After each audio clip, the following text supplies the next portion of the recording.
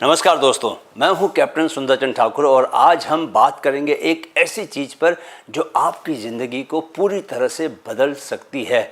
Mindfulness यानी ध्यानपूर्वक जीना। ये 2024 में और भी ज़रूरी हो गया दोस्तों, क्योंकि हम हर तरफ डिस्ट्रैक्शन से घिरे हुए हैं। अगर आप अपनी फोकस और प्रोडक्टिविटी को बढ़ाना चाहते हैं तो ये वीडियो आपके लिए ही है। ध्यान से सुनिए मेरी बातों को, राइट। What is mindfulness? तो सबसे पहले बात करते हैं कि माइंडफुलनेस आखिर है क्या। माइंडफुलनेस का मतलब है इस पल में पूरी तरह से मौजूद रहना, यानी जो आप अभी कर रहे हैं उसमें पूरी तरह से ध्यान देना। इसमें आपकी सोच, आपके इमोशंस और आपके एक्शंस सभी शामिल होते हैं। माइंडफुलनेस का असली फ़ायदा तब होता है दोस्तों जब हम बिना किसी जजमेंट के खुद को और अपने आसपास के माहौल को देख पाते हैं, उससे लेकर अवेयर रह पाते हैं। माइंडफुलनेस क्यों ज़रूरी है? 2024 में हम लोग इतना कुछ कर रहे हैं दोस्तों, मोबाइल, सोशल मीडिया, काम, फैमिली कमिटमेंट्स, कि हमारी ज़िंदगी में ध्यान देने का समय ही नहीं रहता। हर वक्त हम या तो कुछ नया देख रहे होते हैं या किसी चीज़ के बारे में सोचते रहते हैं। ऐसे में माइंडफुलनेस हमारी मदद कर सकता है। ये हमें ध्यान केंद्रित करने में मदद करता है ताकि हम एक वक्त पर एक ही चीज़ पर पूरी तरह से फोकस कर सकें, एकदम एक ही चीज़ पर focus. How mindfulness improves focus. चलिए अब बात करते हैं कि माइंडफुलनेस हमारी फोकस को कैसे बढ़ाता है। आप सोचिए दोस्तों, जब आप एक काम करते हुए अपने मोबाइल पर नोटिफिकेशन देखते हैं या किसी और चीज़ के बारे में सोचने लगते हैं तो आपका दिमाग स्प्लिट हो जाता है। माइंडफुलनेस आपको सिखाता है कि आप एक वक्त पर एक ही चीज़ पर ध्यान दें। इससे आपकी कंसंट्रेशन बढ़ती है। आप जो भी काम कर रहे हैं उसमें पूरी तरह से इन्वॉल्व हो पाते हैं और यही आपकी प्रोडक्टिविटी को बढ़ाता है। अब माइंडफुलनेस एक्सरसाइज, ब्रीदिंग फोकस। मैं आपको एक बहुत ही छोटी सी माइंडफुलनेस एक्सरसाइज बताता हूँ। इसे आप कभी भी कर सकते हैं, खासकर तब जब आपका मन भटकने लगे। इसे माइंडफुलनेस ब्रीदिंग कहते हैं। आप आराम से बैठ जाएं और अपनी सांसों पर ध्यान दें। गहरी सांस लें और धीरे धीरे छोड़ें। बस 2 मिनट तक ऐसा करें। जब आपका ध्यान भटके फिर से अपने सांसों पर ध्यान लेके जाएं। ये छोटा सा अभ्यास आपकी फोकस को बहुत इम्प्रूव कर सकता है। एक बात बता दूं कि इसी अभ्यास से महात्मा बुद्ध ने परम सत्य को पाया था, right. Mindfulness and stress reduction. अब बात करते हैं माइंडफुलनेस कैसे स्ट्रेस को कम करता है। जब भी हम स्ट्रेस में होते हैं दोस्तों, हमारा दिमाग इधर उधर भागने लगता है। हम सोचते हैं ये काम कब होगा, क्या मैं इसे सही से कर रहा हूँ, क्या मैं इसे सही कर पाऊँगा।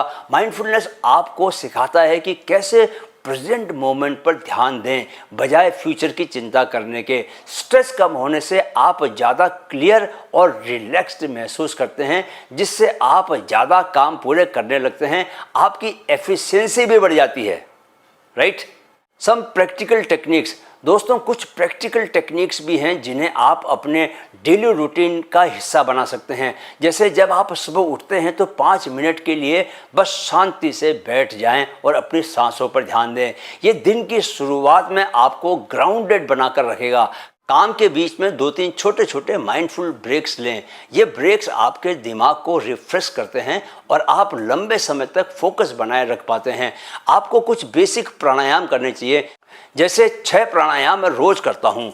तो 6 कौन कौन से प्राणायाम करता हूँ आपको मैं एक एक करके 6 के 6 प्राणायाम बताता हूँ। सबसे पहला प्राणायाम है कुंभक प्राणायाम। कुंभक प्राणायाम में क्या करते हैं कि सांस को आवाज़ करते हुए मुँह से खींचते हैं ऐसे, और साथ में हल्का सा पेट बाहर आना चाहिए, राइट। पूरा लंबा खींचने के बाद इसको होल्ड कीजिए और इसको कुछ देर रोक के रखिए, 10 काउंट तक रोक के रखिए और फिर मुंह से आवाज़ करते हुए पूरी सांस निकाल दें। तो कम से कम 5 बार इसको रिपीट करें और जितने लंबा खींच सकते उतना लंबा खींचें।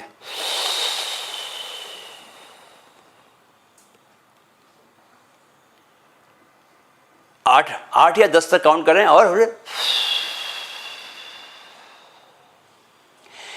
कुंभक प्राणायाम के बाद मेरा जो अगला प्राणायाम है वो है अनुलोम विलोम का। अनुलोम विलोम में क्या करना है, आपको एक नाक से सांस खींचनी है और दूसरी नाक से सांस छोड़नी है।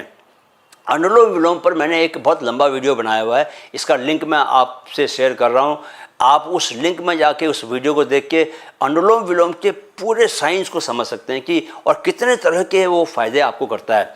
मैं आपको बताऊं तो सिर्फ एक प्राणायाम जो कि जिसने मेरे ट्रांसफॉर्मेशन में सबसे अहम भूमिका निभाई है वह है अनुलोम विलोम, राइट। तो करते कैसे हैं इसमें, जो नोस्ट्रिल आपकी खुली हुई हो उस नोस्ट्रिल से पहले सांस लेनी है, बाकी दो को बंद कर दीजिए आप, ठीक है। जैसे मैं राइट से पहले सांस लूँगा,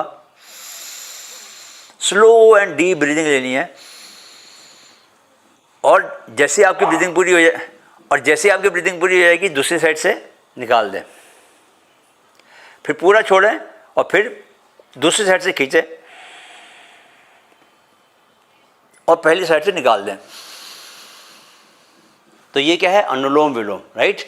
और इसके बाद जो तीसरा जो मेरा प्राणायाम जिसका मैं डेली अभ्यास करता हूँ वो है कपालभाति। कपालभाति में क्या है कि फोर्सफुल एक्सहेलेशन, जोर से सांस छोड़नी है आपकी। जैसे सपोज नाक में आपके कुछ अंदर फंसा हुआ है, कुछ धूल के कण एक्सेट्रा, तो वो उससे निकल जाएंगे। कैसे, अच्छा, इसमें जोर लगाते सांस छोड़ने में पेट अपने आप से अंदर की ओर जाएगा। कुछ लोग क्या करते हैं कि पेट को अंदर करते हैं, पेट अंदर नहीं करना, ऐसे करना है, देखो सीधे बैठे हैं, आपका एफर्ट होने से जोर से सांस छोड़ना है, राइट। तो ऐसा कम से कम मैं 50 बार करता हूँ, आप चाहें तो 20-20 बार से शुरू कर सकते हैं। इसके बाद है भ्रस्त्रिका में क्या है कि सांस को जोर से लेते हैं, बॉडी को हिलाते नहीं है। कुछ लोग बॉडी को हिलाते हैं, वो गलत करते हैं, राइट। सांस को जोर जोर से खींचना है अंदर, राइट। कैसे,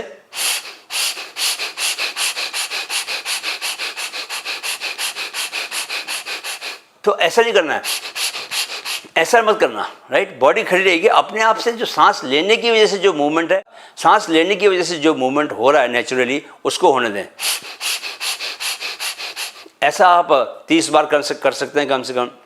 आपकी पूरी बॉडी में जो है, इससे क्या होता है कि आपकी ऑक्सीजन की जो कमी है वो ख़त्म हो जाती है, और आपका जो इस हद तक कि वो बॉडी जो है एल्कलाइन हो जाती है।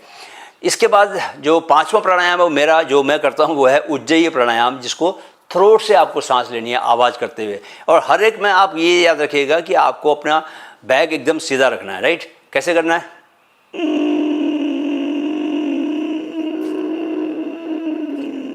पहले सांस छोड़नी है, एक्सहेल, नाक से सांस छोड़िए और थ्रोट से सांस लीजिए।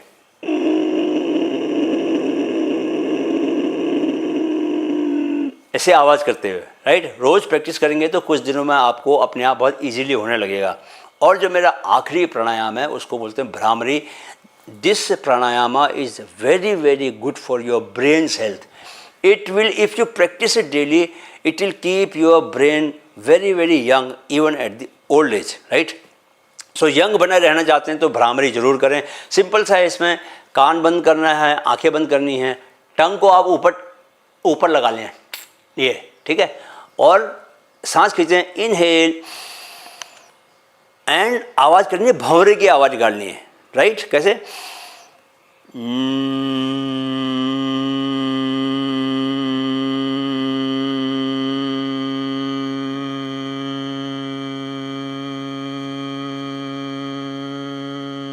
मैं बहुत देर तक निकाल सकता हूँ, आपका टाइम वेस्ट होगा। उसमें क्या है कि आपको जैसे मसाज करते हैं, हेड मसाज लेते हैं ना, उसमें मशीन चलाते हैं सर पे, ब्रर, ब्रर, क्या करते हैं, वाइब्रेशंस। बेसिकली आपकी हेड में, आपके ब्रेन में वाइब्रेशंस होते हैं। Whenever there are vibrations, the organ feels very good, because organ goes into very ease, बहुत रिलैक्स फील होता है उसको, तो वो अच्छा फील होगा। तो क्या है, जितना आपको अच्छा फील होगा उतना आपका फंक्शनिंग बहुत अच्छा होगा, उतनी आपकी हेल्थ बहुत अच्छी होगी, राइट। तो ये 6 प्राणायाम का मैं रोज़ अभ्यास करता हूँ। आपको भी ये प्राणायाम का अभ्यास करना चाहिए, ऑटोमेटिकली आपकी माइंडफुलनेस बढ़ने लगेगी। If you practise these 6 pranayamas daily, automatically you realise after a few days कि आपकी माइंडफुलनेस, आपकी अवेयरनेस सब बढ़ रही है, right. Boosting productivity through mindful practices. Mindfulness सिर्फ स्ट्रेस कम नहीं करता दोस्तों, बल्कि आपकी प्रोडक्टिविटी भी बढ़ाता है। जब आपका मन शांत और फोकस्ड होता है तो आप बेहतर डिसीजन ले पाते हैं, आपके आइडियाज़ ज़्यादा क्लियर होते हैं और आप मल्टीटास्किंग से बचकर एक वक्त पर एक काम पूरी डेडिकेशन के साथ कर पाते हैं। इससे आप कम समय में ज़्यादा काम कर सकते हैं। दोस्तों, इस बात को समझिए कि एक काम को पूरे फोकस से करना आपको बेहतर रिजल्ट देता है एक समय में कई काम पर फोकस करने की तुलना में। यह एक आजमाया हुआ सत्य है। इस पर कई स्टडीज़ भी हो चुकी हैं और सबने यही कंक्लूजन निकाला है कि एक समय पर एक ही काम करना ज़्यादा फायदेमंद विकल्प है। Right. Practical implementation of mindfulness. अपनी डेली लाइफ में माइंडफुलनेस लाने के लिए कुछ सिंपल हैबिट्स अपनाएं। सुबह के वक्त ध्यान करें या दिन की शुरुआत एक माइंडफुल एक्टिविटी से करें। हर काम को पूरे ध्यानपूर्वक करें, चाहे वो खाना हो, चलना हो या काम करना। इससे आपका माइंड धीरे धीरे ट्रेन हो जाएगा। हर काम को नहीं कर सकते तो कोई 3 काम चुन लें, जैसे भोजन करना, नहाना और पैदल चलना। 3 काम आप जब भी करें अपने पूरे फोकस के साथ करें। जब भी ये काम करें तो इन्हें करने के अलावा कोई और काम न करें। नहाएं तो सिर्फ नहाएं। पानी को सिर पर गिरते हुए महसूस करें, उसके ठंडे स्पर्श को महसूस करें। आपको गाना गाने की छूट दी जा सकती है नहाते हुए, लेकिन सोचने की छूट नहीं दी जा सकती।